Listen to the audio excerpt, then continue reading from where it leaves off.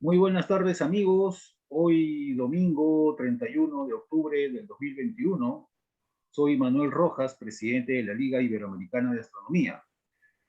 Eh, Doy las gracias a nuestro amigo Juan Carlos, como siempre, de la página Rastros de Guerra, por proporcionarnos su plataforma Zoom y hacer posible este ciclo de charlas. Hoy voy a hablar brevemente y va a ser Rafael quien nos va a presentar al expositor de hoy. Así que tenemos el gusto de tener hoy al doctor Mariano Poisson. Así que Rafael nos va a hacer la presentación y le va a dar pase a Mariano. Adelante, Rafael, adelante, Mariano. Gracias, Manuel. Bienvenido, Mariano, a eh, estas charlas que organiza la Aliada, la Liga Iberoamérica de Astronomía, y en particular, gracias por participar con un tema tan interesante como es el Sol, sus generalidades, y después también la parte de cómo se puede llegar a comprender desde la tecnología en cuanto a el saber del Sol, y bueno, también qué relación hay entre, digamos, el Sol y los planetas, en particular la Tierra. La parte, digamos, qué es lo que ocurre entre los planetas y cada planeta con respecto a lo que recibe del Sol. Bueno, en principio, Mariano Poisson es licenciado y doctor de física de la Universidad Nacional de Buenos Aires. Se doctoró en el año 2017 con un trabajo que seguramente lo vamos a escuchar en la exposición que va a realizar en breve, que es la emergencia de tubos de flujo en la atmósfera solar, su impacto desde la fotosfera hasta la corona, que fue presentado y defendido en el año 2017. También, bueno, es grato ya trabajar con él porque justamente compartimos una materia en la Universidad Nacional de 3 de febrero, desde hace algunos años, en la materia, en una de las materias de la carrera que impartimos ahí en la UNTREF. Y también, por supuesto, es un investigador del CONICET, en el cual ha elaborado varios trabajos, como por ejemplo uno de ellos, evidencia de emergencia de tubo de flujo retorcido en regiones activas. Mariano, un gusto que estés aquí en la Aliada, te damos la palabra. Gracias. Muchas gracias, Rafael, muchas gracias, Manuel, por invitarme. Bueno, va a ser mi primera charla de la Aliada, así que estoy muy contento de esta invitación. Recuerden que si tienen preguntas pueden hacérmelas al final o si no pueden levantar la mano o transmitirlas por ahí. Rafael me las va a acercar. En cualquier momento podemos tal vez hacer un pantallazo más amplio de los temas que voy a ir tocando. Voy a hacer una presentación un poco general en principio. Y bueno, la idea es dar un poco de generalidades sobre qué es lo que conocemos del Sol y cómo es que lo sabemos y qué podemos interpretar a partir de las observaciones del Sol. Me gusta mucho, sobre todo, armar este tipo de charlas a gente que está más metido en astronomía en general, porque la gente que se dedica a la astronomía muchas veces prefiere la astronomía nocturna y deja de lado un poco las observaciones solares. Entonces se focaliza más en objetos que están más lejanos, claramente, y en observaciones que requieren unas técnicas un poco más complicadas. Pero observar el Sol y sacar información del Sol, la verdad que nos permite generar los modelos que son la base para poder comprender qué ocurre en el resto de las estrellas del universo. Así que dar este tipo de presentaciones para gente que está más metida en astronomía suele ser bastante impactante porque la cantidad de información y la cantidad de datos y observaciones que tenemos del Sol es realmente muy distinta en comparación a otros objetos muy lejanos. En ese sentido, yo les voy a mostrar algunas imágenes y vamos a ir describiendo un poco qué es lo que se puede observar en el Sol. Bueno, y creo que lo más importante es por qué estudiar el Sol. Y yo puedo rescatar algunos puntos muy interesantes. Por ejemplo, el Sol es el laboratorio perfecto, digamos. Ahí podemos observar condiciones extremas de la materia. O sea, es el laboratorio de física donde uno tiene distancias gigantescas y plasma y materia en estado crítico y campos muy intensos, cosas que uno no puede reproducir en laboratorios en la Tierra, claramente. O sea, los plasmas astrofísicos son muy característicos, tienen propiedades físicas muy claras, y tal vez no las podemos generar en un laboratorio terrestre, pero tener al Sol es prácticamente un laboratorio donde, bueno, lo único, los parámetros están fijados y uno no puede tocar demasiado, pero uno puede tener buenas observaciones con una cadencia temporal y una buena resolución espacial. Así que nos permite develar un poco de cómo es la física básica en esas condiciones, las condiciones de plasmas astrofísicos. Entonces, para mí en particular es uno de los principales motivos por los cuales estudiar el Sol es tan interesante. Bueno, también permite claramente el desarrollo de nuevas tecnologías, ya sea para aprovechar la energía que provee el Sol, y también para, de alguna forma, imitar la forma en que el Sol produce su energía. O sea, como mucha gente sabe, tal vez el gran problema de realizar la fusión en frío es básicamente el desafío a imitar cómo el Sol produce su energía. Y bueno, y ese desafío está constantemente renovado a partir de condiciones teóricas que uno genera, en donde uno trata de imitar lo que ocurre en el Sol. Entonces, también es interesante porque también favorece el desarrollo tecnológico para la humanidad en ese sentido. Bueno, como les comenté antes, también el Sol es una fuente de todos los modelos estelares, entonces lo que nosotros entendemos de otras estrellas es básicamente una extrapolación de lo que nosotros observamos del Sol y simplemente cambiamos teóricamente algunos parámetros que en el Sol no se dan, o sea, o incrementamos la velocidad de rotación, o cambiamos cómo se distribuye la zona convectiva, o si tiene o no tiene zona convectiva una estrella, y podemos tal vez teorizar y conseguir modelos que representen las observaciones limitadas que tenemos en general para estrellas que son más lejanas. Y bueno, también otro punto importante que tenemos que tener en cuenta es que claramente el Sol es nuestra estrella, entonces hay un vínculo directo entre lo que ocurre en el Sol y cómo afecta el entorno terrestre. O sea, gracias al Sol es que tal vez nuestro planeta se pudo desarrollar como lo conocemos. Gracias al Sol también es por lo cual Marte sufrió su desgaste en su atmósfera y tal vez lo llevó a ser lo que es hoy en día.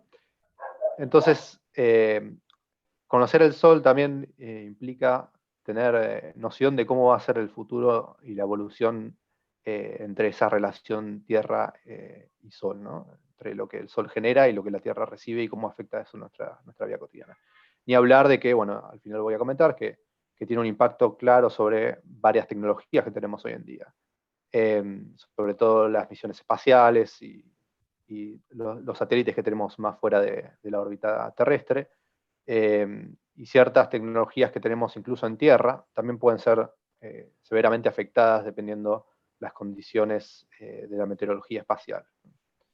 Entonces creo que hay muchos otros motivos por los cuales estudiar el Sol, pero yo condensé en estos tal vez los más interesantes. Pero vamos a arrancar de lo más básico, que es qué sabemos del Sol. Bueno, el Sol es una estrella bastante común dentro del universo. Si uno tiene en mente tal vez el diagrama de Hertzsprung-Russell, ven que el Sol es una estrella dentro de la secuencia principal, se clasifica G2 por su color y su temperatura superficial, que es de aproximadamente unos 6.000 grados Kelvin. Y bueno, y entonces parecería ser una estrella típica dentro del universo, con la única excepción de que es nuestra estrella, en ese sentido cobra una relevancia esencial, ¿no? En ese caso. Sabemos de su composición, sabemos que tenemos un gran porcentaje de hidrógeno, como se espera, y un porcentaje menor de helio, y esa proporción lo que nos está diciendo también es más o menos qué edad tiene nuestra estrella, cuánto combustible aún le queda para continuar en esta fase de G2, ¿no? Antes de evolucionar hacia un estadio mayor de gigante roja, ¿no? Entonces podemos también estimar abundancias de materiales más pesados, o la metalicidad de nuestra estrella, para entender de dónde proviene, y sabemos que, bueno, proviene de una generación anterior de estrellas mucho más grandes, entonces nuestra estrella es producto de alguna supernova antigua, por lo cual generó no solo nuestra estrella, sino que todo el sistema solar. Y bueno, esa metalicidad nos permite entender qué edad aproximada tiene nuestra estrella. Entonces sabemos que la formación del Sol se da de hace aproximadamente 4.6 billones de años, a partir del colapso de una nube molecular, o sea, de generación que proviene a partir de una supernova y luego de la condensación de la materia en un disco protoplanetario, y bueno, la generación de nuestro Sol se cree que es bastante similar a lo que se observa en otros lugares de nuestra galaxia, como la formación estelar y demás, que lo deben haber, tal vez van a tener una charla en algún otro momento sobre esos temas que son muy interesantes. Pero bueno, el diámetro del Sol de 1.39 millones de kilómetros, o sea, entran 109 tierras alineadas a lo largo de su diámetro, más de 1 millón de tierras en un volumen del Sol, podemos meter. Y se estima, bueno, que aún tiene combustible como para 5 billones de años más, entonces vamos a tener Sol para rato. Cuando se le acabe el combustible, bueno, va a haber una evolución a una gigante roja, donde va a empezar a consumir helio para hacer fusiones más energéticas, y eso va a cambiar su temperatura superficial, y bueno, va a extender tal vez la frontera de su fotósfera, y bueno, entonces es una evolución esperable a partir de los modelos que se conocen sobre la dinámica estelar, ¿no? Y para hablar del Sol tenemos que, bueno, sintetizar básicamente de qué está hecho, y como les comenté antes, es el laboratorio para poder estudiar ciertas condiciones de la materia, y una en particular que son los plasmas, y más particular aún son los plasmas astrofísicos, que tienen ciertas propiedades físicas que son extremadamente interesantes, ya que poseen una alta conductividad. Entonces son plasmas que tienen las partículas que están en el plasma tienen un camino libre bastante grande, por lo general, y la conductividad es muy alta, y eso permite que la materia interactúe con campos eléctricos y magnéticos que perduran durante mucho tiempo a lo largo de la vida de la estrella. Entonces, estos plasmas astrofísicos suelen estar impregnados en regiones con campos magnéticos muy intensos. Los campos eléctricos, en general, que se dejan para segundo plano, son rápidamente compensados en cuanto a la neutralidad que poseen estos plasmas astrofísicos. O sea, son materiales, o se pueden pensar como gases, que se acomodan rápidamente para compensar cualquier tipo de desbalance de cargas. Entonces, estos plasmas astrofísicos en particular están más que nada gobernados por los campos magnéticos en los cuales están imbuidos. Y bueno, como les comenté, las características del plasma es que claramente están completamente ionizados, tienen campos intensos, y bueno, y se pueden estudiar espectralmente, o sea, estudiando diferentes elementos del plasma, observando la temperatura que produce, la temperatura, observando la emisión que producen a partir de la temperatura que tienen. Entonces, esto se puede modelar con espectros de cuerpo negro. Entonces, dependiendo la temperatura que tenga el plasma en alguna región, va a emitir con un máximo fijo dentro del espectro electromagnético que va a poder ser observado, y va a poder discriminar en ese sentido qué es lo que uno está observando del plasma. En particular, el Sol es sumamente importante. Y el tema es cómo trabajamos con estos plasmas. O sea, uno puede pensar que es un gas. Si uno empieza a observar que tamaños pequeños, en cierta medida, uno puede pensar al plasma como un gas. Pero cuando uno tiene un plasma de gran escala, como ocurre en los plasmas astrofísicos, no se puede, o sea, no es simple realizar una descripción estadística del gas a nivel molecular o del nivel de partículas, sino que se suele utilizar una descripción más hidrodinámica del gas. O sea, se suele pensar al gas más, en vez de como un gas, como un fluido. Y no solo es un fluido, sino que también tiene que tener cargas. O sea, no solo tiene densidad de materia, sino que también tiene cargas. Y por lo tanto, uno tiene que interpretar al fluido en relación e interacción directa con los campos eléctricos y los campos magnéticos. Por lo tanto, Esto que se conoce como una descripción magneto-hidrodinámica es utilizar las ecuaciones que uno conoce de la electricidad y el magnetismo, de las ecuaciones de Maxwell, combinarlas con las ecuaciones de hidrodinámica, como las ecuaciones de Navier-Stokes y las ecuaciones de continuidad y de transporte de energía, y utilizar también leyes de la termodinámica para regir cómo es el transporte de energía a nivel térmico. Y toda esa combinación produce una descripción global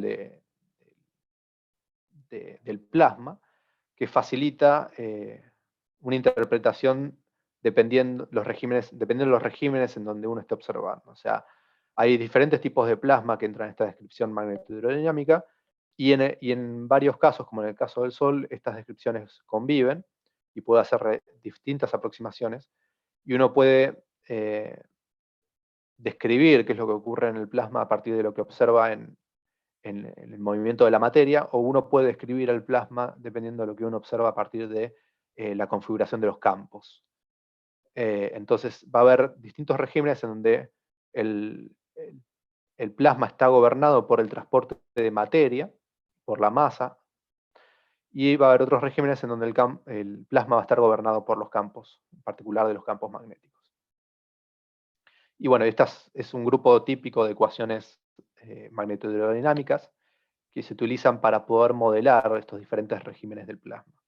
Dependiendo quién gane, si la materia o el plasma, o el campo, estas ecuaciones se simplifican bastante y permiten construir modelos empíricos o semiempíricos del plasma en sí y de nuestra estrella.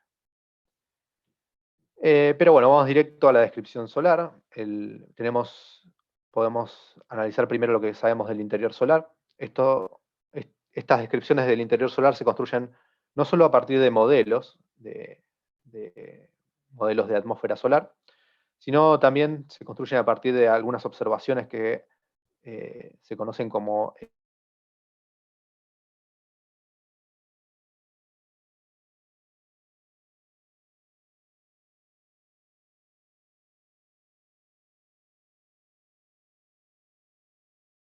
No se le escucha a Mariano.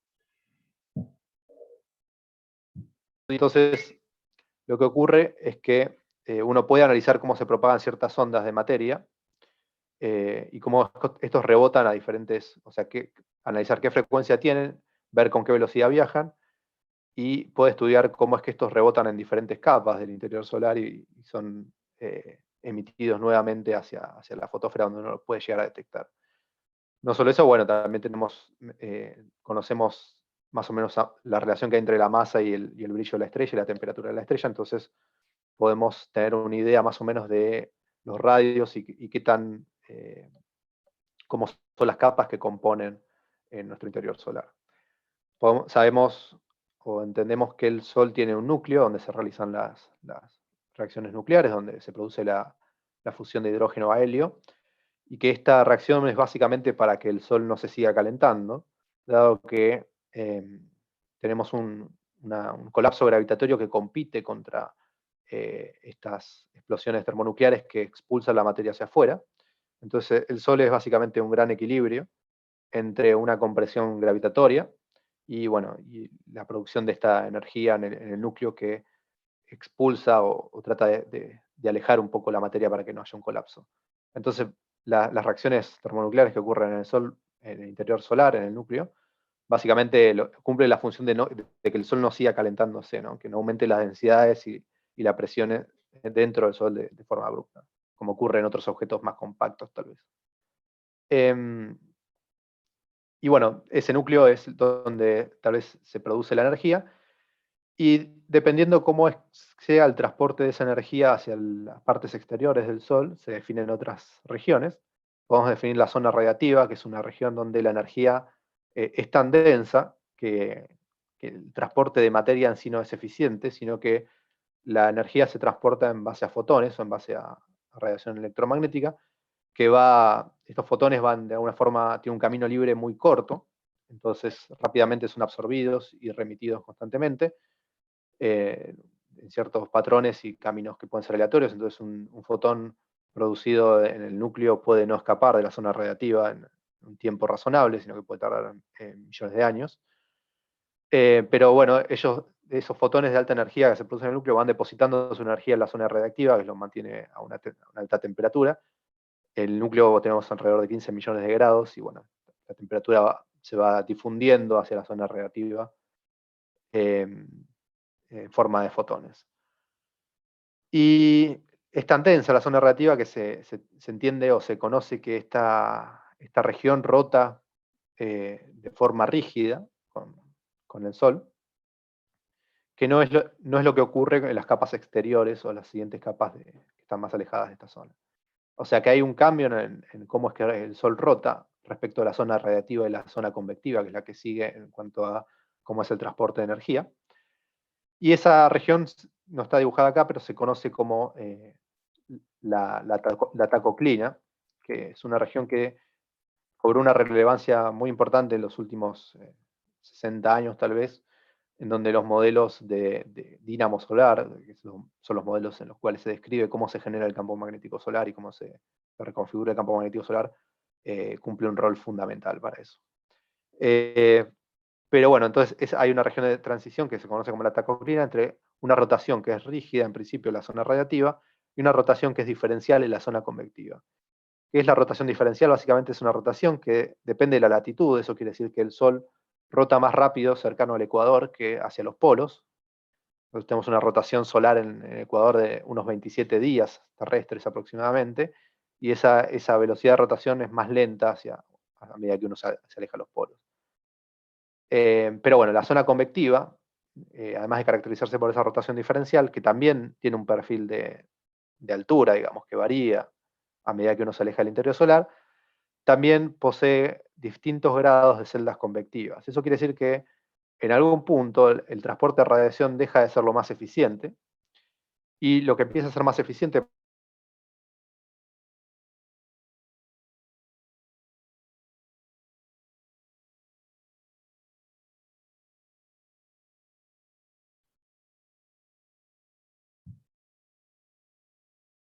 exterior, que se va enfriando progresivamente a medida que se va expandiendo, y luego, una vez fría, vuelve a caer y precipitar. Eso genera una celda convectiva.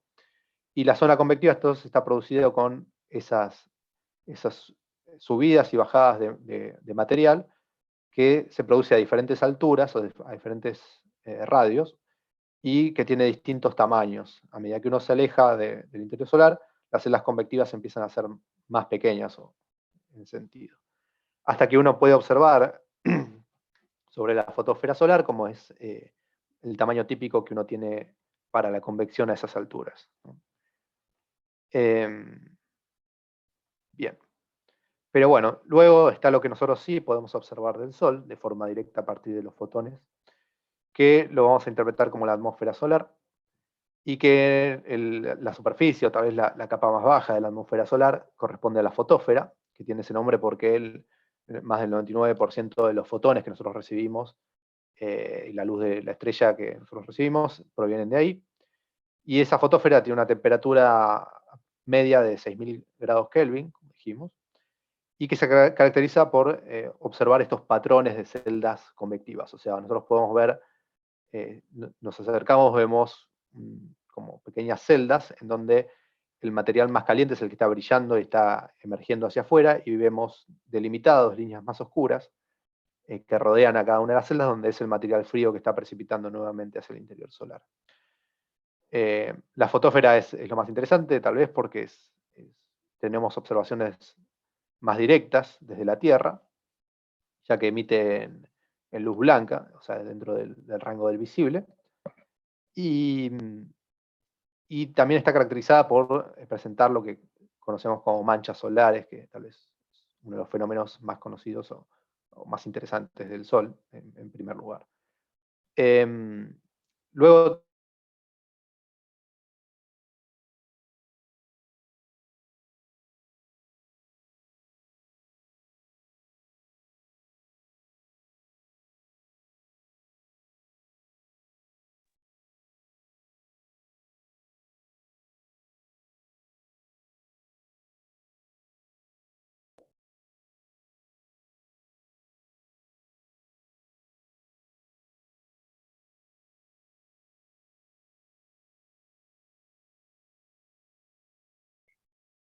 No se le escucha a Mariano.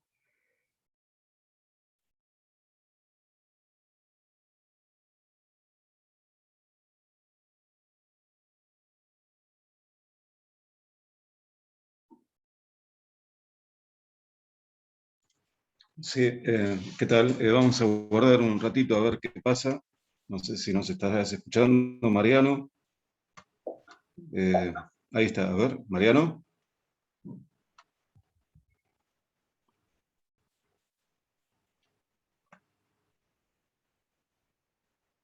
Bueno, a ver.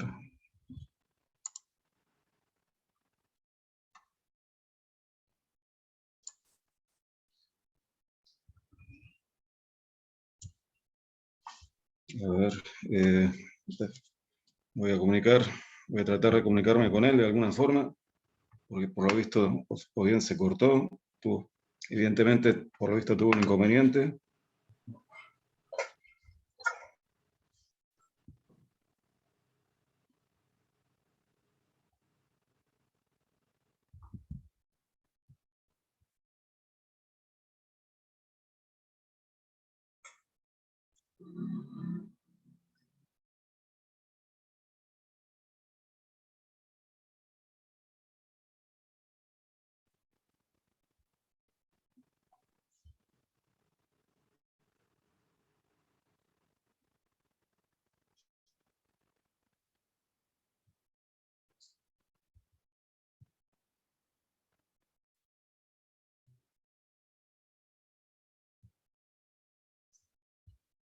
Vaya a saber qué puede haber ocurrido. Estoy esperando a ver si... Sí, está todavía allí, se le ve, pero Ahí parece que está, Mariano, parece que se le cayó el internet. puede ser. Sí, sí. Estoy esperando a ver si me responde por WhatsApp, me estoy comunicando por ese medio. Bien.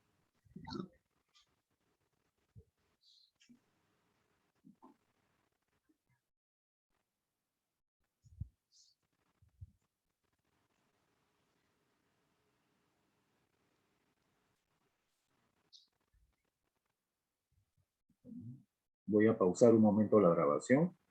Claro, es lo que estaba pensando, si podríamos cortar hasta... Adelante, Mariano. Adelante. Bien. Bueno, el interior solar lo podemos conocer a partir de algunas observaciones que se realizan con el método de heliosismología, que es básicamente estudiar cómo es que las ondas se propagan en el interior solar, o sea, observar cómo las ondas viajan desde la superficie del Sol, desde la fotosfera, que tienen cierta velocidad de propagación y estas son reflejadas en diferentes capas de la atmósfera, y eso nos permite conocer cuáles son las diferentes alturas que tienen o los radios de estas regiones. Y el resto de la información se obtiene a partir de modelos, de saber cómo son los modelos estelares. Y bueno, sabemos que el interior solar se compone de un núcleo donde se producen las reacciones termonucleares de producción de hidrógeno a helio. Y estas reacciones lo que hacen básicamente es evitar que el Sol se siga calentando. O sea, el Sol es una competencia entre el, el colapso gravitatorio de la materia que lo compone y de estas explosiones que van expulsando la energía o la materia hacia el exterior solar. Entonces, básicamente, estas reacciones, estas explosiones termonucleares, lo que hacen es evitar que el Sol se siga calentando.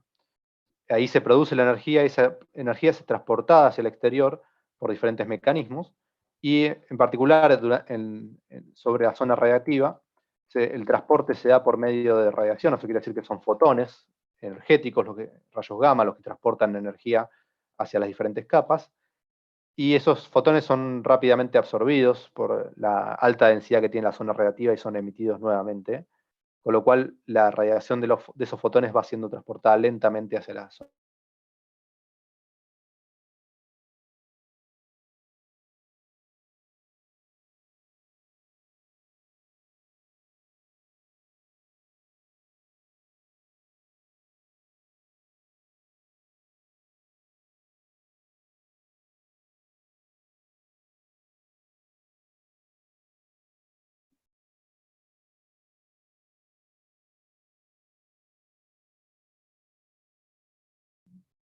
Mariano.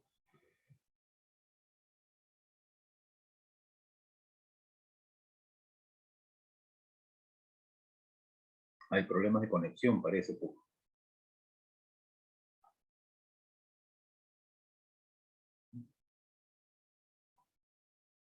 A ver, esperamos un momento. Buenísimo. Bueno, gracias Rafael por rescatarme ahí y empezar a comentar un Adelante, poco más sobre esto. No sé si ahí se ve. Sí, bien. sí te ve. Bueno, entonces hay un gran cambio en lo que es la zona radiativa y la zona convectiva, no solo el tema de la diferencia de densidades, sino que hay una rotación distinta en cuanto a la zona radiativa y la zona convectiva. O sea, la zona convectiva tiene una rotación diferencial. Eso quiere decir que en las secciones ecuatoriales la rotación es más rápida en el Sol, o sea, el Sol rota sobre su eje. Y en las zonas ecuatoriales el Sol rota a una velocidad aproximada de 27 días, mientras que uno se acerca a los polos y la rotación es más lenta del Sol. Entonces, esa rotación diferencial es esencial y es importante para entender cómo va a ser el proceso luego de generación y reconstrucción de los campos magnéticos en el Sol. En cambio, la zona radiativa se observa que rota como tiene más una rotación rígida. Entre la zona radiativa y la zona convectiva existe una región que se conoce como la tacoclina, en donde esa región se produce una transición en los tipos de rotación y es la zona fundamental para almacenar y aumentar la intensidad de campo magnético que se va transformando en el interior solar para luego emerger y producir cambios que después se interpretan como manchas o ciclos solares. Bueno, pero también podemos hablar de la atmósfera solar. La atmósfera solar la podemos describir en base a diferentes capas, que la podemos caracterizar por las diferentes alturas que tienen estas capas o por su diferente brillo, su color o su temperatura. La capa inferior de la atmósfera la conocemos como la fotósfera, y se conoce así porque de ahí proviene el 99% de los fotones que recibimos. Tiene una emisión máxima cerca del visible, dentro del visible, perdón, y emite luz blanca, o sea que podemos descomponer un espectro electromagnético que proviene directamente de la fotósfera. Tiene una temperatura media típica de 6.000 grados Kelvin aproximadamente, y es muy conocida porque podemos tener observaciones bastante directas de la fotósfera, utilizando solamente filtros atenuadores y demás, y otras técnicas que ya se utilizaban desde que se apuntaron los primeros telescopios hacia el Sol. Entonces, la fotósfera tal vez es la más conocida y la más relevante en cuanto a que aporte información directa de lo que nosotros observamos y nosotros recibimos del Sol. Pero también tenemos sobre la fotósfera, un poco más encima de la fotósfera, una región que se conoce como la cromósfera, debido a su color rojizo, que proviene de la emisión H-alfa del hidrógeno, que es una temperatura promedio más o menos de los 30.000 grados. Y ahí nace la pregunta de cómo es que paso de la fotósfera, que tiene una temperatura de 6.000 grados, a una temperatura de 30.000 grados, alejándome tal vez del núcleo solar. Entonces tiene que haber un mecanismo que no estamos viendo de forma directa, que no es la convección como ocurre en la zona convectiva, donde uno transporta materia, sino que también tiene que haber otro mecanismo que transporte esa energía desde la fotósfera hacia las capas exteriores, ya sea la cromósfera o la corona en ese caso. Entre la cromósfera y la corona hay una región que se conoce como la región de transición, donde la temperatura aumenta abruptamente y pasa de unos cientos de miles de grados a unos 1,5 millones de grados o 2 millones de grados, pero también baja mucho la densidad. Eso quiere decir que la densidad de materia en la corona es varios órdenes de magnitud inferior a lo que tenemos en la fotósfera. Por lo tanto, su brillo real es bastante bajo. Entonces, nosotros no somos capaces de ver directamente la cromósfera o la corona, porque básicamente la fotósfera nos está encandilando y nos evita, no nos permite ver las estructuras finas que podemos ver en las capas superiores. Pero utilizando diferentes filtros, como un filtro H-alfa, uno puede llegar a observar directamente la cromósfera y las estructuras cromosféricas que ahí viven, ya sea filamentos o protuberancias, que vamos a comentar un poco más adelante. Pero bueno, la corona también puede mirarla, un tipo de corona puede mirarla indirectamente a partir de observar eclipses totales, en donde la ocultación del disco solar es total. Entonces uno ve esa estructura blanquecina alrededor de la Luna, que corresponde a la corona, que es básicamente electrones que son desviados en ese plasma caliente, que generan una desviación que se conoce como scattering Thomson, que produce esa luz de ese color característico. Pero no está asociado a la temperatura real que tiene la corona, porque temperaturas de 1,5 millones de grados tienen su máximo de emisión en lo que es los rayos, el extremo ultravioleta. Entonces, serían rayos ultravioleta que no podemos ver directamente, necesitamos cámaras, y no solo eso, sino que necesitamos cámaras en satélites porque ya la atmósfera te filtra ese tipo de radiación. Así que acá fue esencial el tema de utilizar telescopios o instrumentos ubicados en satélites para poder tener una observación directa y detallada de la corona solar. Pero bueno, estudiando el Sol me parece que es muy relevante hablar sobre los campos magnéticos, entonces siempre me pareció muy acertada esta frase de Richard Layton, que dice que si no fuera por el campo magnético, el Sol sería la estrella aburrida que muchos astrónomos piensan que es, lo cual guarda mucha realidad, porque muchos astrónomos en general se dedican a estudiar otros cuerpos y rara vez estudian el Sol. Tal vez creen que al estar tan cercano hay muchos datos y mucho conocimiento sobre ello, entonces tal vez se guardan más en la mística de conocer objetos que son más cercanos y que tal vez se tiene que idealizar o modelizar cosas que aún no se conocen demasiado. Pero bueno, el Sol parecería en ese caso estar muy cerca, entonces uno podría tener muchas medidas y muchas observaciones, pero modelar y tal vez reconstruir lo que es el campo magnético solar es extremadamente complicado. Y no solo eso, sino que es la base y la fuente de toda la actividad solar y los fenómenos energéticos más intensos que tenemos en nuestro sistema solar. Entonces, el campo magnético cumple en ese sentido un rol esencial. Esta pequeña película, que muestra simplemente un tránsito de Mercurio, vemos por qué es importante tal vez estudiar el Sol en diferentes longitudes de onda. Eso quiere decir observar el Sol con luz blanca, como podemos ver la fotósfera, utilizar H-alfa, utilizar instrumentos que están ubicados en satélites para poder observar la emisión en ultravioleta. Y eso nos permite observar el Sol en diferentes formas, en diferentes estructuras, diferentes niveles, diferentes temperaturas, que están caracterizadas por diferentes regímenes, en donde, como les comenté antes, esto se modela con magnetohidrodinámica, y ahí importa quién es el que gobierna. O sea, si gobierna la materia o gobiernan los campos. Bien. ¿Y qué pasa? En el interior solar, dado que la densidad de materia es muy grande, entonces en general gobierna la materia, entonces la materia moldea los campos magnéticos, mientras que en la fotósfera solar, en la atmósfera solar, ya sea la corona o la cromósfera, gobiernan los campos, ya que la densidad de materia es muy baja. Entonces, todos los mecanismos que observamos en la atmósfera solar provienen del mismo fenómeno, que es cómo es que los campos magnéticos se transportan energía, conservan energía y luego la liberan. Entonces, todo apunta a que el calentamiento de la corona y últimamente con los nuevos instrumentos que se enviaron hacia el espacio, está confirmando cada vez más que todo apunta a que el calentamiento coronal, o que este aumento de temperatura de unos 6.000 grados a 1,5 millones de grados está vinculado directamente con la energía que el campo magnético puede depositar en esas regiones. Pero bueno, vamos a hablar directamente de los fenómenos que observamos. Vamos a hablar de las manchas solares. Las manchas solares son regiones oscuras que aparecen en ciertos momentos en la fotósfera solar y que luego desaparecen. Es una cuestión dinámica, o sea, el Sol no es estático, entonces uno tiene que estas regiones de repente aparecen, duran varios días, evolucionan con la rotación solar y luego se van difundiendo lentamente en la superficie solar. Y este tipo de manchas se puede observar directamente con telescopios ópticos que tengan los filtros atenuadores necesarios para poder bajar un poco la intensidad de brillo que tiene la fotósfera.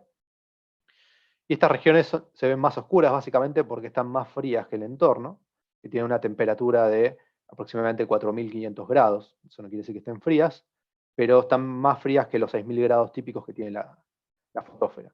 Fíjense, en la fotósfera también podemos ver esas estructuras que son como pequeñas celdas, son exactamente celdas convectivas. Eso quiere decir que es la materia caliente que está subiendo hacia la fotósfera solar y que enfriada empieza a descender nuevamente por lo que son las líneas y los contornos que definen cada una de esas celdas.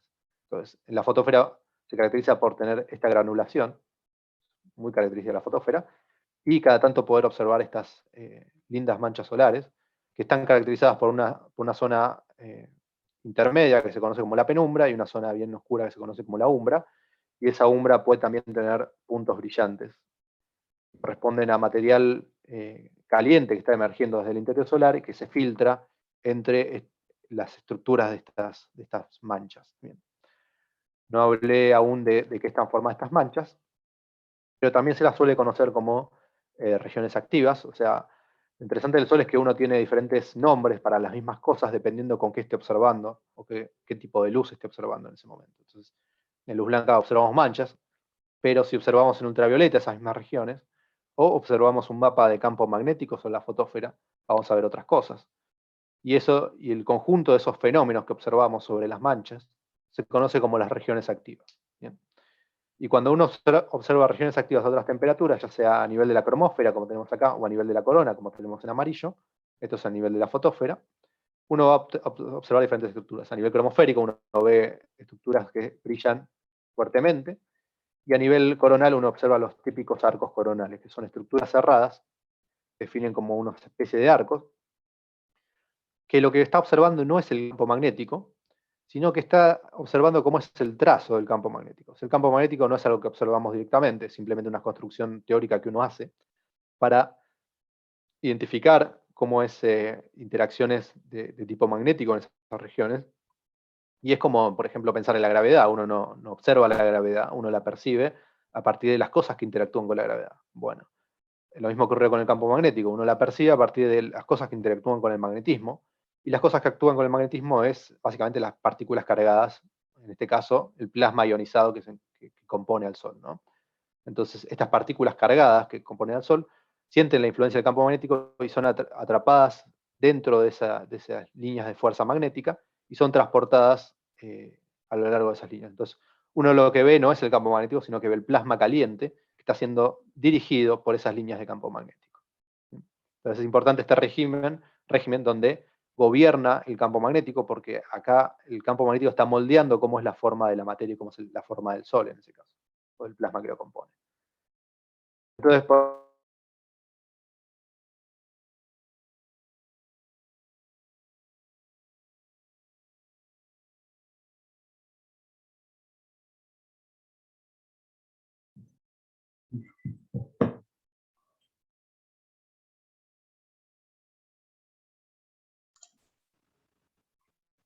Sí, ¿qué tal? Bueno, evidentemente, nuevamente un problema de comunicación. Se cortó evidentemente la conexión. Así que bueno, a ver, ahí Hay que esperar un parece que... momento que Sí, que vuelva la señal para Mariano. sí, tal cual. Bueno, acá va a ser muy interesante cuando después, en la etapa de preguntas, podamos hablar sobre el tema de, digamos, de la formación del tubo magnético, del modelo del tubo magnético, en el cual emerge y, con respecto a las manchas asociadas con las bipolaridades, y en el cual él trabajó en cuanto a esos temas, ¿no? Y él, Mariano, también hizo trabajos muy interesantes en cuanto a ciertos estudios de ciertas líneas espectrales. En el grupo de él también hay otras personas que trabajan y que dan mucha información, tanto desde la física propia hasta, digamos, características en sí del Sol, ¿no?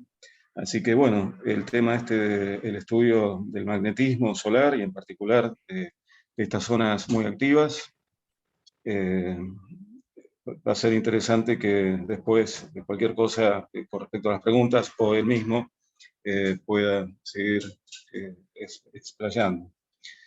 Después, con respecto a la tacoclina, que se produce a una determinada profundidad en cuanto al Sol, del orden de 0,7 radios, digamos, donde hay como una especie de fricción entre las dos zonas, bastante turbulento, esa zona de la tacoclina. En cuanto a, sabemos que la corriente de chorro no está generada, digamos, por el tema, digamos, de gases en cuanto al estadio que puede llegar a tener en cuanto al plasma sino, digamos, si podrían llegar a haber ciertas discontinuidades en cuanto a la tacoclina, desde una morfología geométrica en cuanto al tema, digamos, de las corrientes de chorro, ¿no? Pero en ese contexto, eso después cualquier cosa, cuando tengamos el espacio de las preguntas, podemos seguir trabajando. ¿Qué tal, Mariano? Buenísimo que hayas podido volver, te estaba esperando y bueno, estuvimos Sí. hablando un poco con respecto al sol. Perdón nuevamente, esto parece que va a ser así de ahora en más. No sé qué ocurre con la conexión, es medio raro. Ningún problema, Bueno, Mariano, ningún problema, adelante. Más bien igual ahora identifiqué más o menos cuándo es que se me está cortando, así no sigo hablando y me pierdo completamente. Bueno, entonces creo que había dejado por acá, donde estábamos hablando un poco de las regiones activas. Y bueno, estas regiones son tal vez el lugar más interesante para estudiar el Sol. En estas regiones es donde se dan los fenómenos más energéticos, les comenté antes, que se describen como fulguraciones, que dan lugar a entender cómo es que el campo magnético puede almacenar cierta energía a partir de energía magnética, y cómo es que esta energía puede ser liberada de forma abrupta, y eso, bueno, producir ciertas consecuencias como calentamiento de una región determinada del plasma, aceleración de partículas y emisiones en un amplio espectro, un amplio rango del espectro, que van desde microondas hasta rayos X. Entonces uno va a tener temperaturas durante las explosiones y las fulguraciones que superan los 10 millones de grados, entonces va a poder tener emisiones en rayos X. Y estas emisiones también se pueden llegar a observar y detectar. Entonces, básicamente mi estudio y mi trabajo es tratar de identificar qué tipos de regiones activas son más propensas a generar eventos energéticos. O sea, es nuevamente entender cómo el campo magnético puede almacenar energía y cómo es que esta energía es liberada en cierto momento.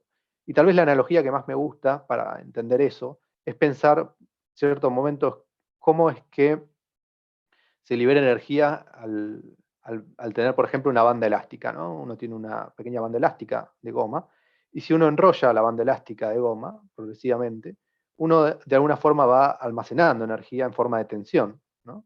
¿Por qué? Porque la banda elástica va a tratar de recuperar su forma original, o sea, el nivel de energía más básico y más natural, y uno artificialmente, o con algún movimiento, está incorporando cierta energía a esa banda elástica.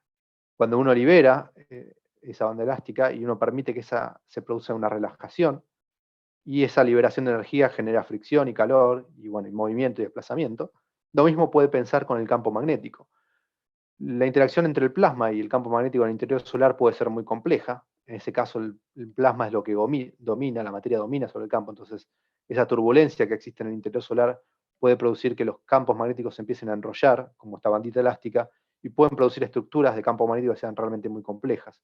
Y cuando dos líneas de campo se acercan demasiado, se puede producir un fenómeno de reconexión, que se conoce como reconexión magnética, en donde una estructura compleja libera de alguna forma el almacenamiento de esa torsión magnética, la libera y genera una estructura mucho más simple y más relajada. El excedente entre la energía que tenía originalmente y la energía de la estructura mucho más relajada es utilizada por el calentamiento de las partículas y aceleración de la materia y demás. Y bueno, todo ese tipo de fenómenos, entonces, entender a las regiones activas describe cómo es la actividad solar. Entonces, acá tenemos un pequeño video donde podemos ver una mancha solar observada como una región activa en diferentes longitudes de onda. Acá vemos la corona, vemos los arcos coronales. Esta es una región típica, es un conjunto de manchas que tienen umbra y penumbra, y vemos que tienen estructuras de arcos cada vez más complejas, y vemos que se producen abrillantamientos en ciertos momentos de la región que corresponden a fulguraciones, tal vez pequeñas o tal vez más grandes, donde estas estructuras se van reacomodando nuevamente en estructuras un poco más simples y relajadas. Y ese excedente de energía se emite como radiación, partículas y demás. Entonces, todo ese tipo de fenómenos, y principalmente las fulguraciones solares, nos permiten definir lo que es la actividad solar. Esta animación me parece se ve bastante más claro.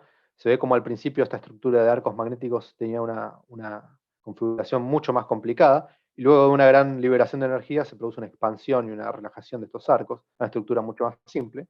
pero eso viene después de la liberación de energía, por lo tanto hay una aceleración de materia, y hay calentamiento, y hay un montón de fenómenos interesantes que ocurren en el medio. Y esto, bueno, si uno observa en diferentes longitudes, uno observa diferentes cosas, como puede observar tal vez un radio burst, si uno observa en diferentes frecuencias de megahertz, se pueden detectar desde la Tierra directamente con una antena. Entonces, una forma de detectar fulguraciones de este tipo es viendo cómo es la aceleración de partículas, y eso se detecta a partir de señales de radio. A lo que es calentamiento y demás, se puede observar en rayos X y bueno, en ultravioleta, que para eso se utilizan instrumentos que son satelitales. Bueno, además de esa expulsión de energía, uno puede tener que la misma masa coronal gana suficiente energía para escapar gravitatoriamente del Sol, y eso produce lo que se conoce como una eyección coronal de masa, como se ve en esta película. Y en esta película vemos una fulguración, y seguido de esa fulguración vamos a ver como una expansión, una onda de choque que se genera en la atmósfera solar, y esa onda de choque expulsa materia hacia el exterior, y parte de esa materia se vuelve a enfriar y vuelve a caer nuevamente en lo que es la atmósfera solar. Pero bueno, hay mucha materia y campo magnético que es expulsado del Sol en forma de eyectado, como en formato de eyecciones coronales de masa, que alcanza el medio interplanetario, que se conocen como eyecciones de masa coronal interplanetarias. Bien. Esas eyecciones de masa con materia magnético que alcanza planetas e interactúa con de diferentes maneras dependiendo del planeta que encuentre.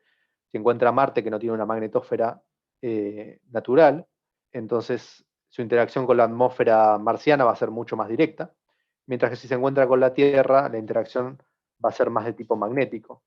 En esta imagen podemos ver cómo es una eyección coronal de masa cuando, seguido luego de la aproximación de dos cometas, vemos que hay dos cometas que ingresan cercanos. Esto es un cronógrafo, básicamente es un instrumento que tapa el disco solar y nos permite ver el resto de la corona en ciertas alturas, o sea, el símbolo blanco representa el disco solar, y esto tapa bastante más, unos varios radios solares más, y nos permite ver cómo se extiende la materia hacia el exterior, nos permite ver estos cometas que se acercan hacia la órbita solar, y también nos permite ver una eyección de masa coronal hacia el medio interplanetario.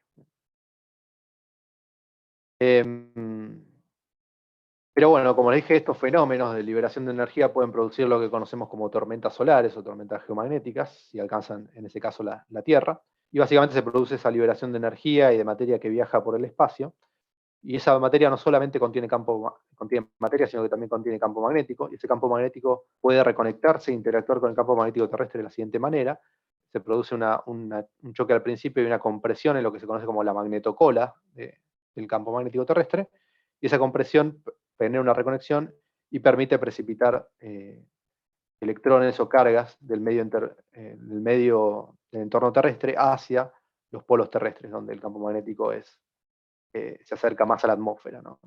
Entonces, en esa región donde las partículas ingresan en ese entorno, son dirigidas por la línea de campo magnético que tiene la Tierra, y como esa línea de campo entrarían por los polos, al precipitar esa materia y encontrar cada vez materia más densa de la atmósfera, producen lo que nosotros conocemos como las auroras boreales o las auroras australes, en caso de vivir en la Antártida, cosa que muy poca gente lo hace. Por eso las auroras boreales tienen mejor publicidad, más marketing, porque hay más gente viviendo en las zonas, latitudes mayores, que más en el hemisferio sur. Pero bueno, no solo pueden producir esas tormentas solares o tormentas geomagnéticas, no solo producen lindas auroras boreales, sino también pueden producir otros efectos y problemas en lo que son las comunicaciones a larga distancia, problemas en satélites que pueden hacer, al cambiar las densidades de las diferentes capas externas de la ionosfera, pueden hacer que los satélites tengan un mayor rozamiento, y eso hacen literalmente que se caigan los satélites. Pueden generar cambios en tamaños ionosféricos, entonces las señales de radio que se utilizan para rebotar la ionosfera y comunicarse en otros lugares del planeta también son afectadas. Se inducen corrientes, al cambiar la intensidad de campo geomagnético, producirse esa compresión de campo, se pueden inducir corrientes en circuitos a nivel de la Tierra, principalmente en circuitos grandes que tengan una gran extensión, una gran área, y eso puede generar grandes cortes a nivel continental. Entonces, las tormentas solares pueden ser muy perjudiciales hoy en día, y por lo tanto hay una gran rama de la física solar que se dedica más que nada a lo que es la meteorología espacial, que es como una especie de intento de poder predecir cómo van a ser las condiciones meteorológicas del espacio, ¿no? Es saber cuándo es que se espera una tormenta geomagnética, qué escala puede llegar a tener y qué impacto puede llegar a tener sobre la tecnología que nosotros tenemos en el espacio.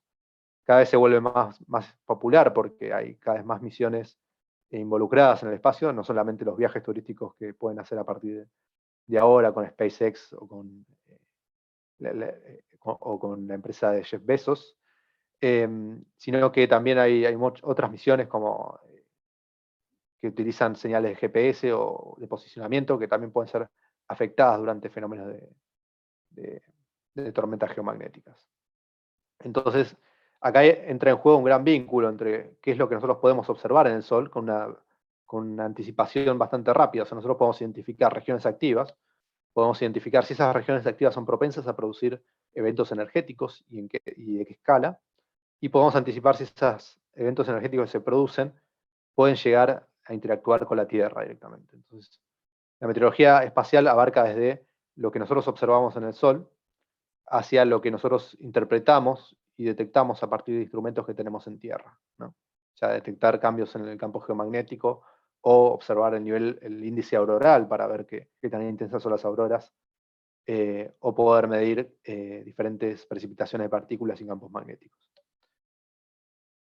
Y yo voy a cortar acá, si doy tiempo para cualquier otra pregunta que haya. Lo dejo con estas imágenes, que básicamente son imágenes de las últimas misiones que se lanzaron. La Parker Solar Probe, creo que es una de las más famosas porque creo que rompió el récord del objeto más rápido creado por el hombre. Creo que hace poco alcanzó los 700.000 kilómetros por hora. Y es una sonda que se está aproximando a unos pocos rayos solares del Sol. Eso quiere decir que se va a introducir directamente la corona.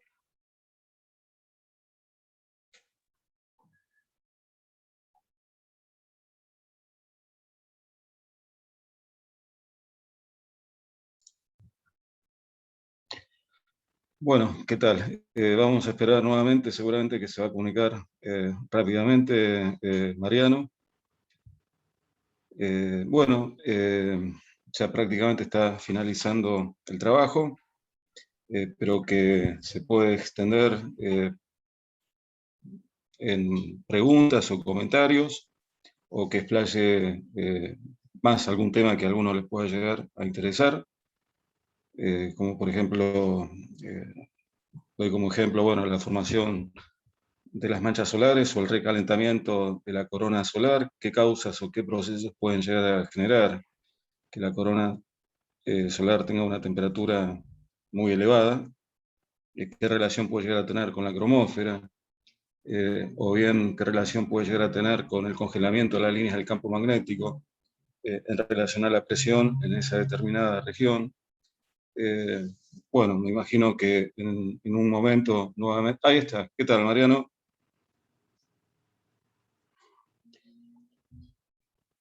Creo que está. Hola. Activa tu micrófono, Mariano. Sí, ahí lo veo, pero se ha congelado nuevamente su imagen. Parece que está... A ver, bueno, se conectará. Hay que esperar un momento.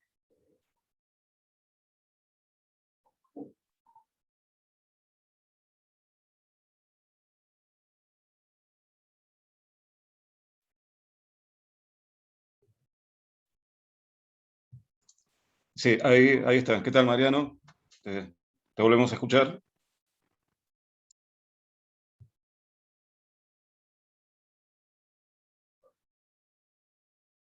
Está entrando recién.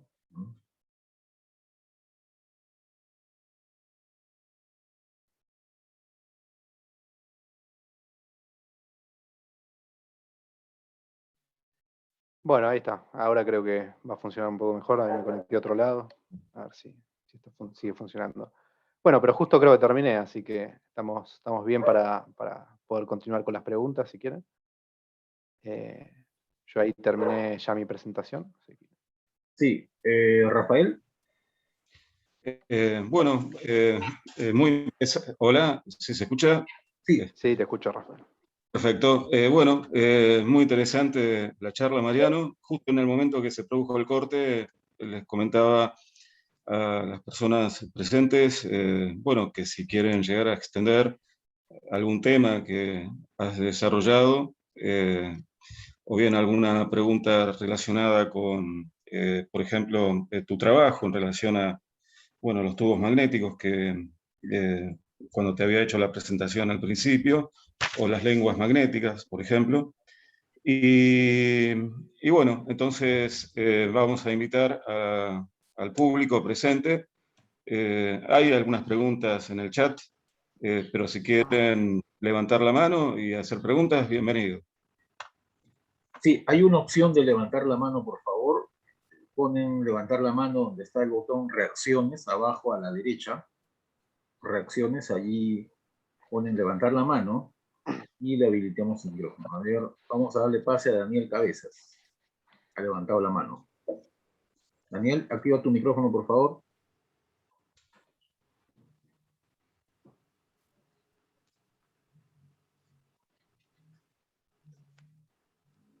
Activa tu micrófono, Daniel, por favor. Creo que no se puede activar a menos que el anfitrión permita que todos activen sus micrófonos. Ya, vamos a abrir micrófonos entonces. A ver. Sí. Listo. A ver. Ya, para ordenar, ya está deshabilitado, o sea, ya pueden activar su micrófono. Pero por favor, para ordenarnos un poco, levanta la mano la persona y habla. Daniel, no te escuchamos, por favor, activa tu micrófono para que hagas tu pregunta. Ahí va. Te escuchamos ahora. ¿Ahí Sí. me escuchan ahora? Sí, te ¿Me escuchamos. escuchan? Sí, perfecto. Adelante. ¿Qué tal? Bueno, mi pregunta para Mariano Poisson es la siguiente. ¿Cómo es posible? Ahora me voy a referir específicamente al núcleo del Sol y en uno de sus procesos de producción de conversión de hidrógeno en helio. ¿Cómo es posible que en la cadena protón-protón, cuando se unen dos protones, uno de los protones se convierte en neutrón más, ¿no es cierto?, más un positrón, más un neutrino electrónico, siendo que el protón tiene menor masa que el neutrón? Si me podría explicar con qué mecanismo se convierte un protón en un neutrón. Uf, ahí me mataste, sinceramente. Procesos de liberación de energía, ese tipo de procesos ahí me mataste, sinceramente. Seguramente vos estás muchísimo más familiarizado con esos. No sé, Daniel, ¿me escuchás? Daniel, hola, Daniel Cabezas, ¿se No, me escucha? parece que se le cortó. Hizo la pregunta. Sí, me tiró la bomba y Sí, fue, porque a ver, sí. sí. Sinceramente, de procesos nucleares, de partículas, yo no los voy a poder ayudar con eso, lamentablemente. Colocó la O sea, pelota, tiró el penal y se fue. tiró el No sabes. penal y se colgó. O sea, Sí. A ver, claramente entró el gol, pero no. sí. Hola. Sí. Hola. Estoy acá, lo que pasa es que tengo problemas de conectividad. Sí, Rafa, vos sabés Daniel. que mi internet es malísimo, mi internet. Estoy acá. Sí. Sí, Daniel, te comentaba. Sí. Sinceramente, con ese tipo de cosas a mí me mataste, porque es una cuestión más que nada de química y de procesos de partículas que a mí Física me supera. nuclear, digamos. Física nuclear, exactamente. Ah, Seguramente vos sabés macanudo. mucho mejor más de esto que yo, y que si lo querés comentar, viene perfecto, suma muchísimo. No. Es exactamente esa parte no. Conozco la cadena protón 1, la 2, la 3, pero exactamente ese proceso, cómo es que se produce, no lo sé. Por eso quería, bueno, investigarlo, ¿no es cierto? Sí, te lo dejo en deuda porque yo me especializo más que nada en campo magnético y en Claro, modelos globales de campo magnético. Lo que va a claro. niveles... Y Sí. Está Y pidiendo. mi segunda ¿Alguien pregunta quiere- tiene que ver con eso. ¿De qué posibilidad tenemos, si se sabe, que pueda existir un nuevo incidente Carrington en estas épocas actuales, ¿no? ¿Hay posibilidad que haya un nuevo incidente Carrington o no? Sí, el fenómeno Carrington para los que no conocen, de hace aproximadamente 150 años, Carrington observó lo que fue una fulguración en luz blanca, cosa que era muy raro, para ese momento no se había observado ninguna, y eso corresponde a un evento energético muy intenso. que para ese entonces desató efectos geomagnéticos globales que tuvieron poco impacto porque no había grandes cosas, digamos, existía el telégrafo y saturó las líneas de telégrafo, pero nada más. Pero un evento Carrington de ese estilo, hoy en día, produciría cortes a nivel continental, te quemaría transformadores, o sea, dejaría todo un continente sin luz tranquilamente, destruiría satélites, comunicaciones. Y sí, hubo una especie de evento Carrington, creo que en 2003, pero se tienen que dar varias condiciones. O sea, esa nube geomagnética, esa nube interplanetaria que es expulsada del Sol tiene que alcanzar la Tierra para producir eventos geomagnéticos como el que pasó con el evento Carrington. Tiene que ser sumamente intenso, claramente. Y el evento de 2003 se estima que fue de esa magnitud como para producir un evento Carrington, pero no alcanzó a la Tierra. En ese sentido. O sea, tiene que tener una orientación, por suerte tiene una orientación clara para evitar eso. Entonces sí, es probable que se estima que cada 50 años aproximadamente se produzca un evento Carrington de ese tipo, pero se tienen que dar las condiciones como para que impacte directamente con la Tierra. Así que no se descarta, pero bueno, la idea de la meteorología espacial es poder tratar de predecir ese tipo de eventos, sobre todo. Sería una tragedia para Elon Musk y los Starlink, por ejemplo, ¿no? Exactamente, te tiraría abajo todos esos satélites que están dando vueltas. Y tiraría abajo el Bitcoin. Probablemente, sí. Entre otras cosas. Bueno, gracias, Mariano. No, por gracias a ahora vos, eso. Daniel. A ver, está pidiendo la Sí. palabra Hugo Lanas, por favor. Hugo, adelante. Sí, hola, buenas tardes a todos. Bueno, Mariano, felicitaciones por la exposición, excelente, muy claro, muy completa. Realmente Gracias. no quedan dudas sobre cómo se forman las tormentas solares y los efectos. No, yo solamente quería intervenir por la pregunta que se hacía de la transformación del protón en neutrón. En realidad es un problema, o sea, sin ser un experto en el tema, pero es un problema que lo explica la cromodinámica cuántica. O sea, ustedes saben que el protón y los protones y los neutrones están formados por quarks, ¿sí? Un protón está formado por dos quark up y un quark down. Y un neutrón está formado por dos quark down y un up. Entonces, por un intercambio de esos quarks, ¿sí? Lo que sucede es que un protón emite un positrón. Y entonces, al emitir un positrón, cae como neutrón. ¿Está bien? O sea, pero el proceso es un proceso interno del protón. ¿Está? O sea, el protón, los quarks que están, en realidad el quark no puede existir nunca aislado, intercambia por medio de partículas intercambiadoras que se llaman gluones. Entonces, ahí es donde se produce ese cambio. O sea, cambia un quark up por un quark down. Y eso se traduce en una emisión de la antipartícula del electrón que se llama positrón. ¿Sí? Entonces, eso es más o menos, a grandes rasgos, lo que explica la cromodinámica cuántica en cuanto al proceso de transformación de un protón en un neutrón. Bien. Muchísimas Claramente no gracias. podía responder nada de QCD y QED, así que gracias, Hugo. Sí, Bueno, muy gracias, claro, Hugo. muy claro, Hugo, muy claro. Gracias. Bueno, Edgar, hay una pregunta de Edgar Castro Batten para todos.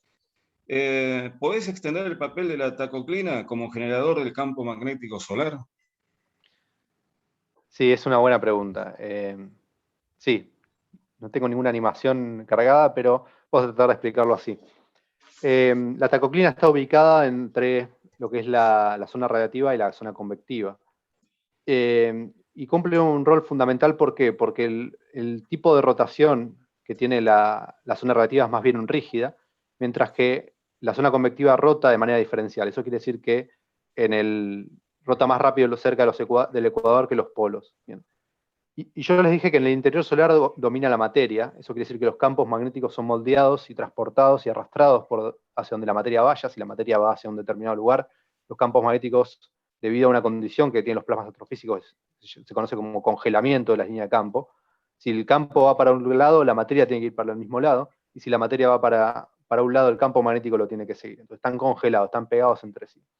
Entonces, si hay una rotación más rápida en el ecuador, cerca del ecuador, entonces el campo magnético está direccionado de norte a sur, va a deformarse mayor o va a ser trasladado más rápido en la dirección de la rotación tangencial, en la velocidad tangencial, va a estirarse más cerca del ecuador que los polos. ¿Bien? Y ese cambio se da en esa región, en esa tacoclina. ¿Bien? Entonces, sobre esa tacoclina, donde ocurre el cambio entre la rotación rígida y la rotación diferencial, se va a ir empezando a deformar el campo magnético poloidal, que va de norte a sur, en una especie de campo toroidal. O sea, que se va a ir empezando a enrollar el campo magnético a lo largo del ecuador. ¿Bien? Y eso va a ocurrir en el interior solar y va a ocurrir exactamente en la tacoclina. Entonces, es una región exclusiva de almacenamiento de campo magnético y que permite luego la generación de estructuras de menor tamaño, que son estructuras compuestas por tubos de campo magnético enrollado que van a emerger hacia la atmósfera solar, que es lo que después nosotros vamos a ver como las regiones activas o las manchas solares. Y todo ese almacenamiento se da en la tacoclina, que les da el tiempo necesario, esa acumulación de campo magnético enrollado le da el tiempo necesario para reproducir lo que nosotros vemos en el ciclo solar, que es cada 11 años vemos una mayor incremento del número de manchas y luego un menor incremento del número de manchas. Entonces, el cambio entre un campo poloidal, eso quiere decir un campo que va de norte a sur, como tenemos aquí en la Tierra, hacia un campo toroidal, que es un campo que es predominantemente enrollado en la dirección ecuatorial, esa transformación se da por medio de la tacoclina. Luego, la transformación de ese campo toroidal hacia nuevamente un campo poloidal, que es lo que termina de definir lo que es el ciclo solar, o sea, es pasar de un campo poloidal a un toroidal y luego volver para poder volver a un movimiento, a una estructura cíclica. Ese proceso se da de otra manera, ¿bien? Que es a partir de difusión del campo magnético toroidal hacia los polos, es una migración. ¿Bien? Espero que con eso haya respondido un poco las preguntas. Excelente, gracias. No, por favor. Muchas gracias. Una consulta de Mariana Fábrega, que en realidad está realizado por Carlos Lucarelli, en base a una lectura previa de un artículo en que se relacionaban las altas temperaturas de la corona solar. A ver, esperen que de la temperatura de las coronas solar.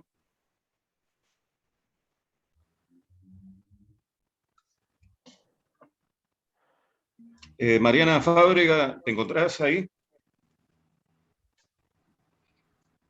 Porque no puedo leer la última parte.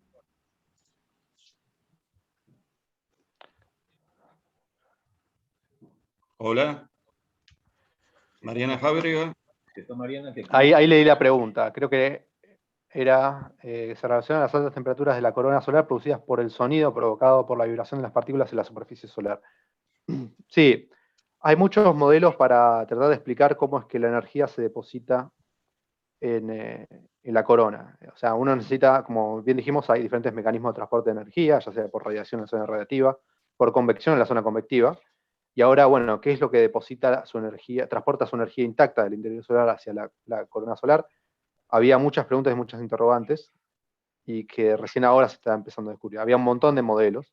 Unos hablaban de estas vibraciones acústicas, como tal vez mencionás, dadas por la materia, pero también hablaban de ondas que se definen como ondas de Alfvén, que son ondas producidas dentro del campo magnético.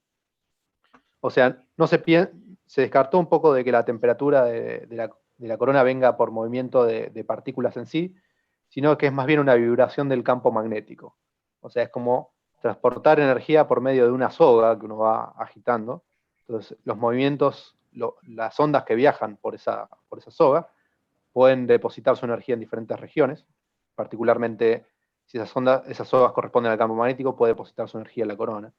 Y eso es algo que se está viendo recién ahora, porque son observaciones más directas en el lugar, digamos. Esta sonda Parker que se envió, se lanzó en 2018, ahora está teniendo observaciones más directas de lo que es dentro de la corona solar, que es lo que ocurre, y se están pudiendo observar estas ondas de Alfvén en las estructuras de campo magnético. ¿Bien? Y esas ondas tienen suficiente energía como para ir depositando ligeramente su energía en la corona y eso aumentar la temperatura media que tienen las partículas en la corona. Entonces, sí, todo apunta a que son las ondas de Alfvén las que calientan el plasma coronal. Y al principio se creía que eran las fulguraciones o microfulguraciones que ocurrían, que calentaban directamente el plasma, pero eso no daba, necesitabas una tasa de producción de fulguraciones muy alta a la observada, entonces no era un mecanismo muy aceptado. Una pregunta, muchas gracias. Bueno, espero que Mariana, ahí estuvo la respuesta de Mariano. Hay una pregunta de Carlos Costa Vargas, y que tiene que ver con el tiempo que tarda en llegar a las inmediaciones de la Tierra la detección de una eyección coronal de masa. Sí, aproximadamente puede ser de un día y medio a 2 más o menos, que tarda en llegar esa nube interplanetaria.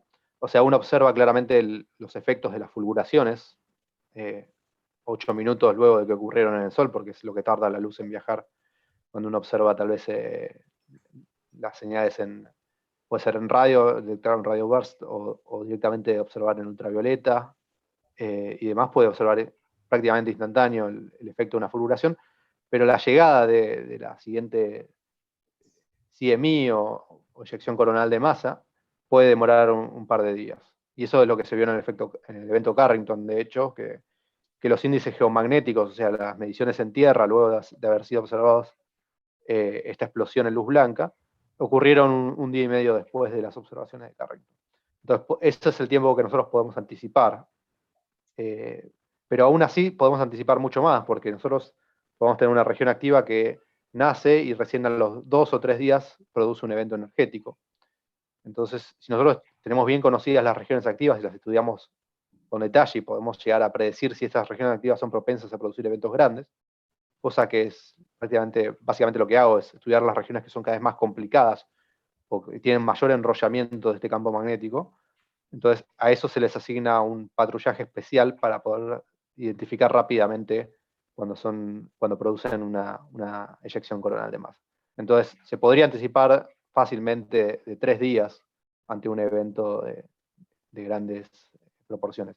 Y de hecho, la NASA hace un patrullaje constante y pone índices para marcar el estado de las predicciones de la meteorología espacial. Entonces, siempre hay modelos que se están generando para poder predecir cómo va a ser el índice auroral y otros indicadores terrestres que te miden la intensidad de estas tormentas geomagnéticas.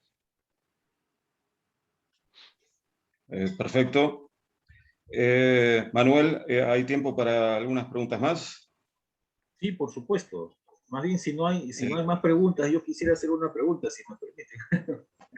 Sí, todavía hay Claro, preguntas Manuel. del público. Hay preguntas del público. Ya, al final. Entonces, perfecto. Marcelo Guarda pregunta, ¿las manchas solares entonces son regiones donde también hay eyección de masa, o sea, protuberancias solares? No necesariamente. O sea, las regiones activas son regiones de campo magnético intenso, complejas, en principio que presentan arcos coronales, y que pueden llegar a producir fulguraciones. ¿Bien? Las eyecciones coronales de masa pueden darse durante una fulguración o no. Pueden darse por diferentes mecanismos. También se pueden dar en otro tipo de regiones o en otro tipo de estructuras que se conocen como filamentos, que son estructuras de campo magnético también, pero están mucho más extensas y son mucho más como antiguas dentro del disco solar. O sea, no es que nacen, las regiones tienen ciertos procesos de evolución, nacen y emergen a la superficie solar y luego se van difundiendo ligeramente. ¿Bien? Pero las conexiones de los arcos magnéticos siguen existiendo, por más de que se difundan, y se siguen alargando y se siguen haciendo más extensos. Eso después constituye lo que se conocen como filamentos, que se describen así porque observados en la cromósfera, en H-alfa, se ven como regiones oscuras, negras, extendidas a lo largo del disco solar, y cuando esas regiones oscuras se ven en el limbo, porque son más frías que la cromósfera, se ven en el limbo, son más densas, se pueden observar como protuberancias o como zonas rojas extendidas como arcos, ¿no? Una de las imágenes típicas es esos arcos rojos y gruesos que uno puede observar, y también se pueden observar durante los eclipses. Es básicamente arcos magnéticos grandes que tienen un montón de materia suspendida o atrapada en ellos. Entonces, la expulsión de esas estructuras, que al parecer en principio son estables, pero hay ciertos fenómenos como una emergencia nueva de regiones o de campo magnético que emerge cerca de las patas o en la región intermedia de estos arcos. Eso puede producir un desequilibrio que haga que esta estructura de repente sea expulsada rápidamente del Sol. Y eso produce una eyección de masa coronal.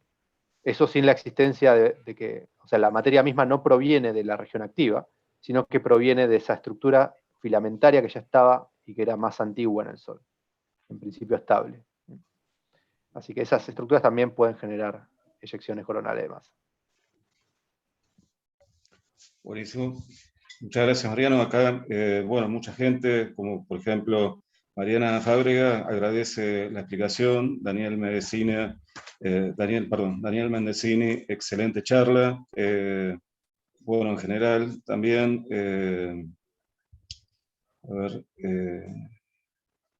Hugo Lanas, que explicó la pregunta de Daniel Cabezas, también excelente charla en general. Bueno, no sé si hay alguna pregunta más que quiera hacer el público, o bien, Manuel, entonces tendrías la pregunta. Sí, bueno, mi pregunta es la siguiente.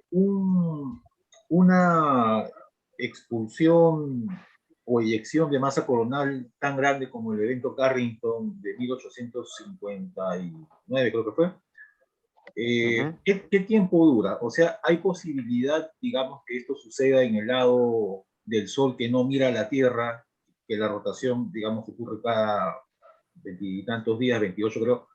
Entonces, ¿hay posibilidad de que en los 14 días más o menos que un hemisferio del Sol es contrario a la Tierra pueda ocurrir y no lo detectemos aquí en la Tierra?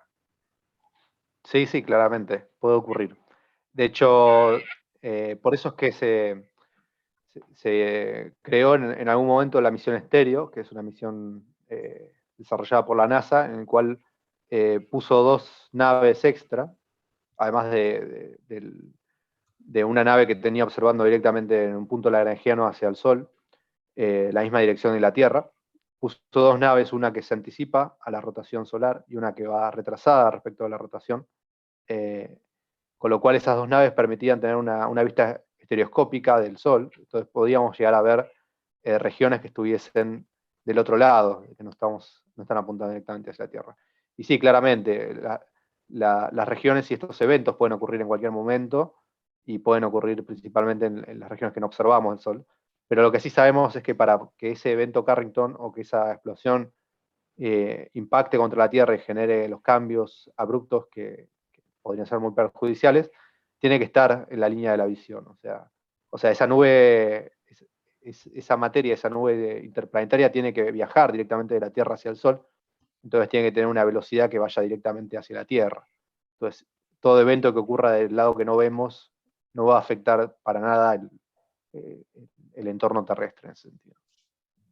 Gracias. Sí. Hay una pregunta que acá me está aclarando Carlos Costa Vargas, que lo hizo prácticamente casi en el inicio de la charla. Comienza así: está claro que la opacidad de la materia influye en el transporte de energía hacia el exterior del Sol. ¿Qué pasaría si ese transporte... A ver, esperen que justo... Uy, no. No sé si lo encontrás. Se me fue. Lo leo, Otro Rafael. lado. Acá la tengo. ¿Cómo? ¿Lo leo?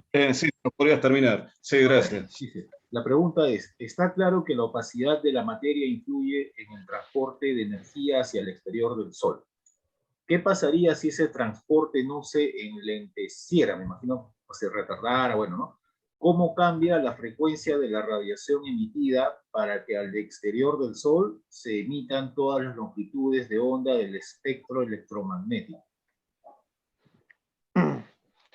Claro, creo que no entiendo muy bien la pregunta, pero estimo que va por el lado de qué pasaría si la fotósfera no fuese opaca, ¿no?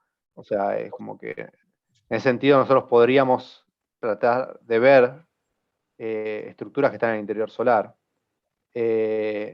Exactamente, la opacidad lo que hace básicamente es absorber todos los fotones que son emitidos por debajo, ¿no? A niveles interiores del Sol.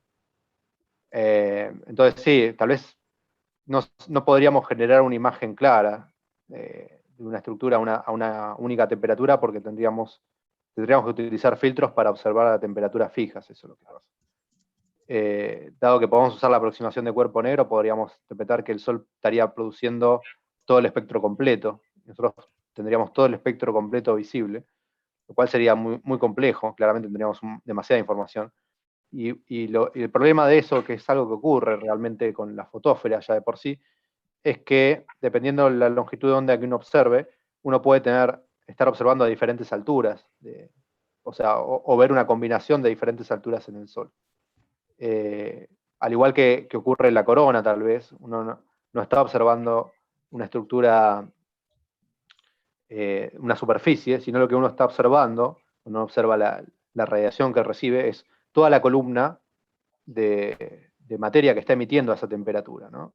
Si uno mira un píxel dentro de las imágenes que yo mostré, de ultravioleta o demás, uno lo que está viendo, en verdad, no es la información de ese píxel o ese punto en particular, sino es toda la columna de materia que está a lo largo de la línea de la visión, que está emitiendo a esa temperatura. Entonces, si no fuese opaca la superficie del Sol, podríamos ver el interior solar, pero el problema sería que habría mucha superposición de alturas. O sea, nosotros veríamos a lo largo de toda una columna de emisión que abarcaría todo el espectro, ¿no? Necesitaríamos filtros específicos y modelos para poder identificar qué altura del Sol estamos observando. No sé si eso responde a la pregunta, ya de por sí era una pregunta un poco difícil. Sí, buenas noches. Sí, sí. No sé si se escucha. ¿Sí se escucha? Sí, Iba por ahí la pregunta, agradezco la aclaración, pero además se me ocurrió pensarlo de esta otra forma. Eh, esa opacidad de la materia, que de alguna forma influye en el transporte de energía, ¿no afecta el equilibrio hidrostático que mantiene el Sol? el equilibrio. Vos te referís a que siga siendo estable el Sol, digamos, que tenga un radio Exacto, fijo, que tenga... exacto, exacto. No, o sea, entra todo dentro del mismo combo, digamos. Es como que el Sol está en cierto equilibrio estable, pero también sí se producen oscilaciones, ¿no? Como comentó Rafael en un momento, creo, que hay perturbaciones, pero ¿qué es lo que pasa? Una vez que supera la zona radiativa, que el Sol en esa parte es más bien un rígido, ya la deposición de energía que pueden hacer la radiación o los fotones es muy baja. No es eficiente. Entonces, todo el transporte de energía se da por materia, entonces es la convección. Hay estrellas que no tienen zona convectiva y que emiten directamente la radiación que producen por zona radiactiva, pero no es eficiente, no es una cantidad significativa de energía la que se puede, o sea, es como despreciable en frente al término de transporte de materia. Eso es lo que pasa. Entonces no produce cambios ni perturbaciones de gran escala. Genial, gracias. No, por favor. Bueno, no sé, Manuel, si quieres. Bueno, si no hay más preguntas, entonces vamos a los créditos finales. Si alguien desea hacer una pregunta, ahí pone la opción de levantar la mano mientras tanto. Entonces, paso a los créditos, Rafael, Mariano. Sí. Bueno, a ver, vamos a compartir. Mientras tanto, pueden ir dejando sus preguntas en el chat o poner la opción de levantar la mano.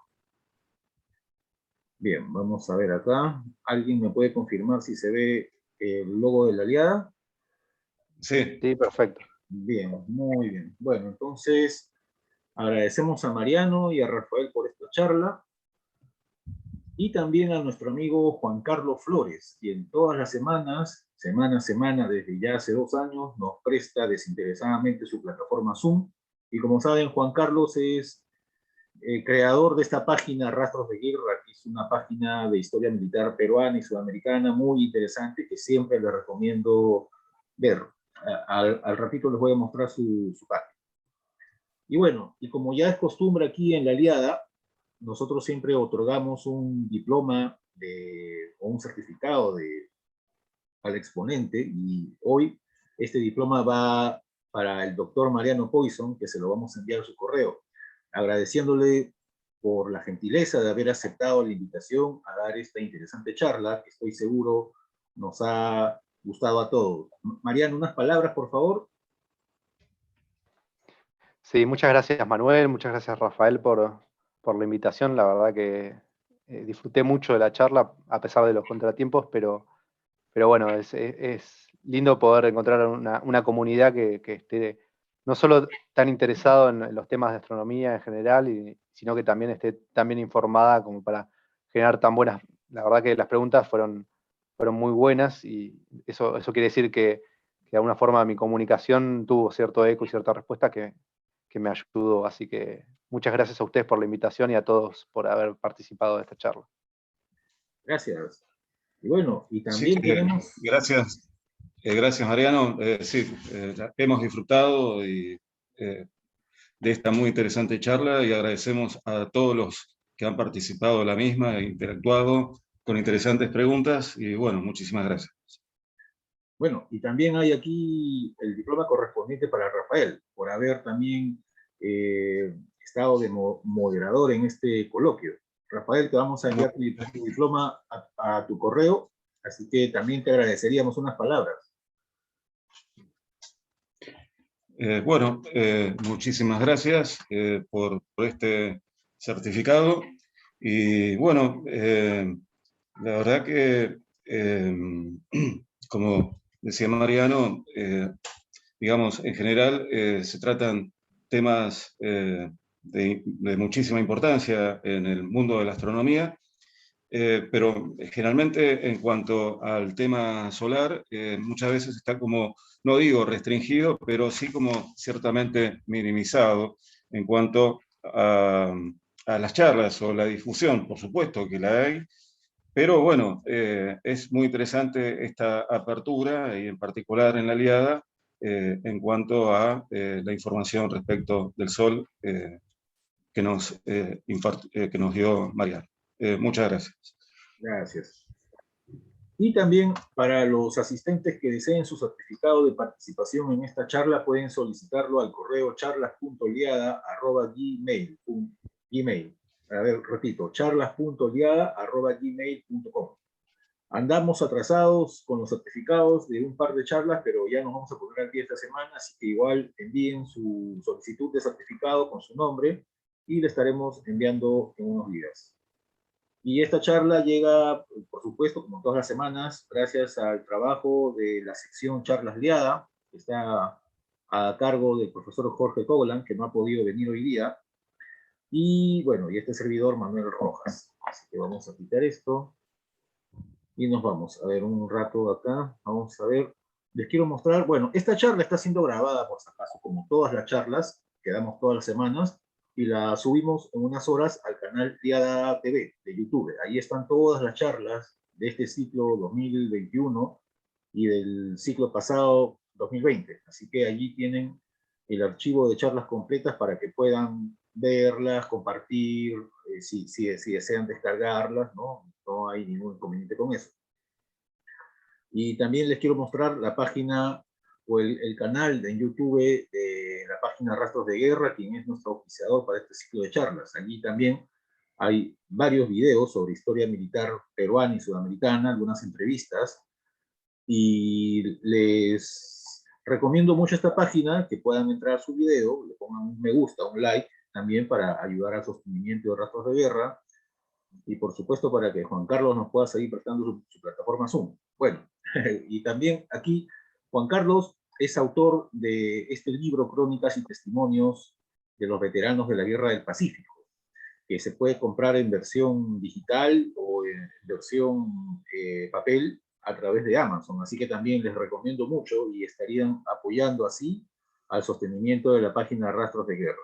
Así que allí les dejo la referencia del libro para quienes deseen adquirirlo. Y nos vamos rápidamente también a la página de la Aliada y específicamente a la sección de la revista Universo, donde ustedes pueden descargar los números anteriores de la revista. La revista Universo Digital, gratuita y de libre acceso para todos. Vamos por el número 65. Así que hay muy interesantes artículos, ustedes pueden encontrar allí los números anteriores, y abajo están los requisitos para poder enviar sus artículos a la revista Universo. Todos están invitados, no solo sus artículos, sino también sus fotografías astronómicas. Así que allí está pues la página de la revista Universo. Rápidamente también nos vamos a las secciones de la Aliada. Esta es la sección Planeta Azul, con su página que todas las semanas Carlos Costa desde Montevideo, Uruguay, actualiza con interesante información. planetaazul.aliadaweb.org. También tenemos la página de la sección, bueno, de la Sociedad Lunar Argentina, que trabaja en conjunto con la sección lunar de la Aliada, y que los sábados también realiza un ciclo de charlas a través de su canal. Ellos editan el boletín El Mensajero de la Luna. Bueno, ahí está, el boletín El Mensajero de la Luna, y también editan constantemente alertas lunares. Ya van por la alerta 9, así que los observadores de la Luna en esta página pueden encontrar bastante comunicación con otros observadores como ellos. Y finalmente nos vamos a la nueva página de Estrellas Variables. Hemos condensado la página de Estrellas Variables de la Aliada, de la sección de Estrellas Variables de la Aliada, con la Comisión de Estrellas Variables, que está formada por el CODI y por la Aliada, pero hemos condensado todo en una sola. Esta es una de las secciones más activas de la Aliada. También editan un boletín Alerta Variables y también tienen un boletín de Estrellas Variables. Así que allí hay bastante comunicación con otros observadores de estrellas variables de la región. Y pueden entrar en contacto, tienen su grupo de WhatsApp incluso, así que allí van a encontrar comunicación con otros observadores. Bueno, vamos a ver si hay más preguntas. ¿No? Parece, bueno, nos agradecen acá, agradecen a Mariano, Alan desde Venezuela, Jorge Escudero, Carlos Costa desde Montevideo, bueno, todos. Bueno, muchas gracias a todos. Entonces, les agradecemos su presencia esta noche. Muchas gracias a Mariano especialmente. Te vamos a hacer llegar el diploma a tu correo. Y bueno, síganos todas las semanas en el ciclo de charlas astronómicas de la Aliada. Tenemos charlas hasta la quincena de diciembre. De allí nos vamos a tomar un descanso hasta el próximo año, durante todo el verano. Así que, buenas noches, Rafael. ¿Algo que agregar, Mariano? ¿Sí? Bueno, o nos despedimos. Bueno. Muchas gracias, Manuel. Gracias, Rafael. Igualmente, gracias. Muchas gracias, Mariano. Gracias a todos por participar. Gracias, igualmente también. Nos vemos. Chao, chao. Chao, mañana. Chao. Hasta mañana, buenas noches. Chao. Chao. Buenas noches, gracias. Gracias.